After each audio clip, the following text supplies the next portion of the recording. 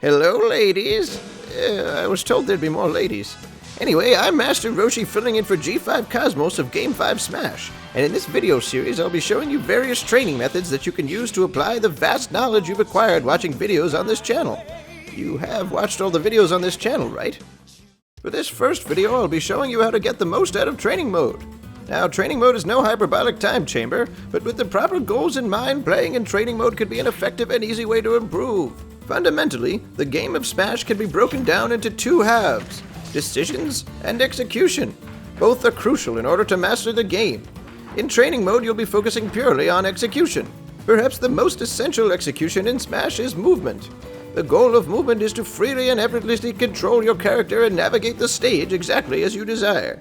To do so, you'll need to focus on a few specific techniques. Dash dancing in Smash Ultimate boils down to a sequence of short foxtrot dashes in the desired direction, allowing you to traverse the ground with quick access to changing situations and deceive your opponent by rapidly altering your position. Practice dash dancing by taking your character to a legal stage, as you'll want the limited space to simulate what you'll be dealing with in real matches, and make sure you can consistently input the foxtrots without getting that unsightly skid animation. Once you feel comfortable moving around, set your opponent to attack as a CPU, or spawn some items and practice using your dash dance to weave in and out just out of range of the obstacles that present themselves. Dash dancing is an excellent way to whiff punish your opponent by dodging his attack with a dash away and then dashing back in with a fast attack or grab. You can even practice this against the CPU. Dash dancing will let you cover the ground freely, but next you'll need to focus on the air. By using short hops, you can move around in the air without putting yourself too high up, and you can also access your aerial moves, which are extremely important, as unlike ground attacks, your aerials won't stop your mobility control during the attack. Smash Ultimate has implemented a new buffering system which allows you to press the jump and attack button simultaneously to get a short hop attack. We sure didn't have that in my day. Although convenient, this buffered method won't allow you to perform the aerial as you're falling from your short hop, or simply do an empty short hop with no attack at all. Smash Ultimate has also implemented another newfangled shortcut by which you can press two different jump buttons simultaneously to get a short hop. Doing this is fine, but it may then take two of your fingers or an awkward position to input one jump. Short hopping manually is difficult at first, but it becomes extremely easy with practice.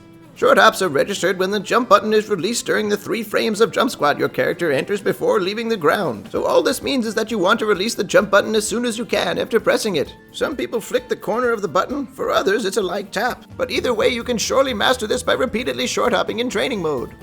Try to do 10 short hops in a row, then 50, then 100. Once you learn the timing, practice adjusting your mobility during the jump and add obstacles like you did with dash dancing to get used to reactively controlling your movement to fit the situation.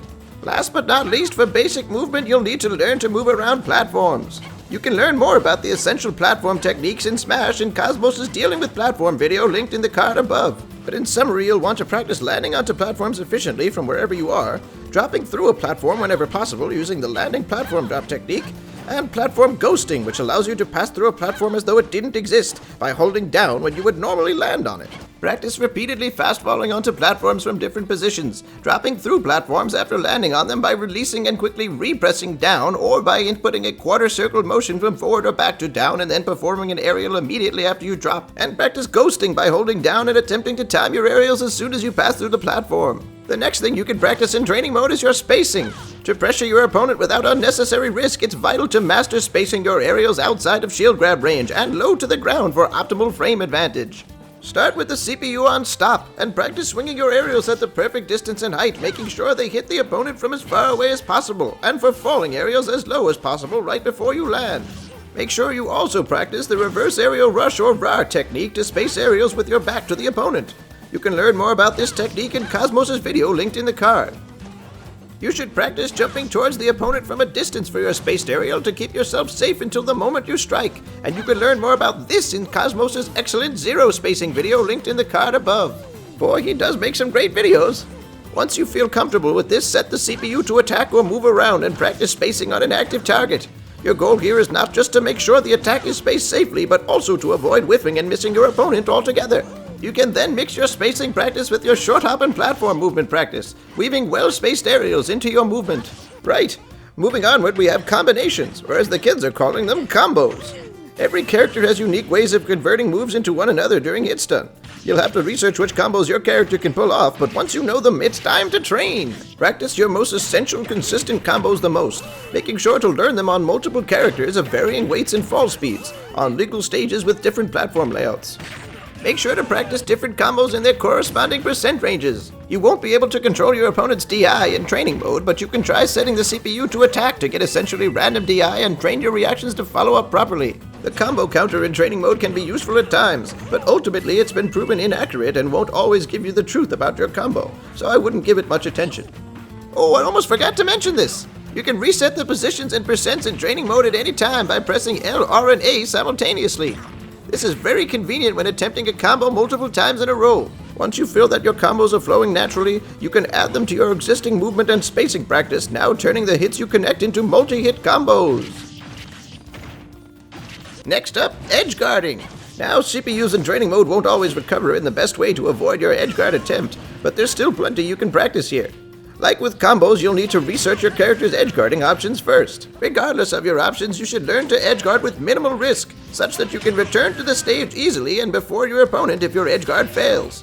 You should only add risk to an edgeguard if the reward matches it. Practice your edgeguards on characters with limited recoveries that human players won't do much more with than the CPU, such as Captain Falcon, Donkey Kong, and Fox. When you go off stage, be sure to consider whether or not your opponent still has their double jump, as this will greatly improve and vary their recovery options. Practice edgeguarding from on-stage running or jumping off, and from holding on to ledge and releasing. The latter can be very useful, and you'll encounter situations where this applies when you recover before your opponent and still have time to edgeguard them. Remember that you don't always have to attack the moment you go off stage. Good edgeguarding requires patience and the use of all the time you have before you need to recover. Ledge jumping is another way to fend off a recovering opponent.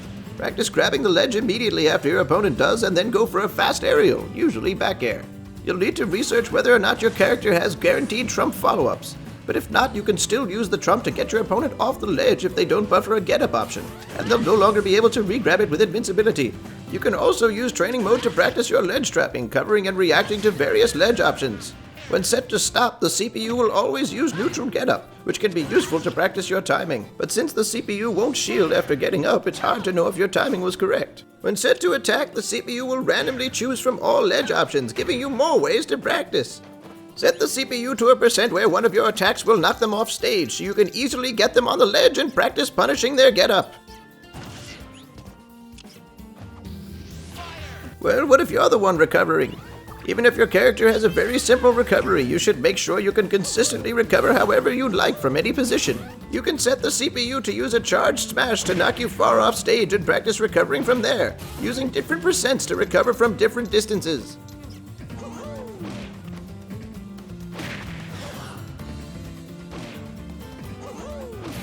By setting the CPU to attack, you can also practice recovering with the threat of an edgeguard. And you can practice teching during recovery by going off stage against a recovery like Captain Falcon, Ganondorf, or even Lucina. Come to think of it, you can also practice teching on stage by setting the CPU to use smash attacks or specials that knock you at a low angle. Last but not least, we have parrying. You can parry your perfect shield in Smash Ultimate by releasing the shield button right before an attack connects. This is easy to practice by setting a CPU to throw projectiles. Try to parry without holding shield for too long before you release, so you can get used to doing it quickly. Sheesh, that was a lot of information. Now, if you'll excuse me, I have to watch some exercise. I have some serious training to do, but if you'd like to learn more, you can contact G5 Cosmos for one of his coaching sessions. From what I've heard, they're extremely useful, and even pro players trust his advice. I might have to get one of those sessions for myself. Anyway, thank you for watching, and please do subscribe to Game 5 Smash for more tech and tips. And more Roshi! Bye-bye!